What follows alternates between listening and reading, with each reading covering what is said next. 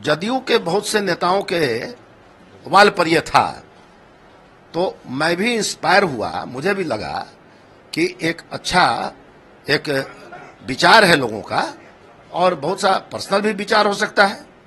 तो मैंने कहा कि भाई दोनों नेता महान ईमानदार नेता हैं, इसमें कहीं दो मत नहीं है कि माननीय नरेंद्र मोदी जी और नीतीश कुमार जी की ईमानदारी पर पूरे भारतवर्ष को गर्व है। मैंने ये बोला। फिर कहा कि कोई इनके वंश में दूर दूर तक किसी का पॉलिटिक्स से नाता नहीं रहा है। तीसरा हमने कहा कि दोनों ने विकास किया है। फिर हमने कहा कि there is a very very similarity between the character of both leaders.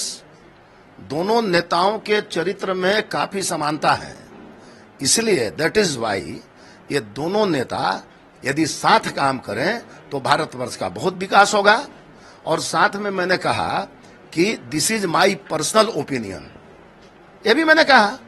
दूसरी बात, जब महिला बिल पारित हुआ तो माननीय मुख्यमंत्री जी ने माननीय प्रधानमंत्री जी को बधाई दी थी, तो मैंने उस पर भी कहा कि दोनों नेताओं के विषय में हमने कहा। ये भी मैंने कहा कि मेरा निजी ये मानना है, तो नहीं, पॉलिटिक्स में कोई निजी मानना कुछ होता है क्या? ये तो कोई होता नहीं है कि आप बोल दिए। हमका एकदम होता है। हम अब जा रहे हैं, गाड़ी पर जा रहे हैं, पूरे परिवार के साथ जा रहे हैं, और कहीं कुछ हमको बोलना पड़ जाए तो उसमें पार्टी आ आएगा कि हमारा परिवार साथ में है।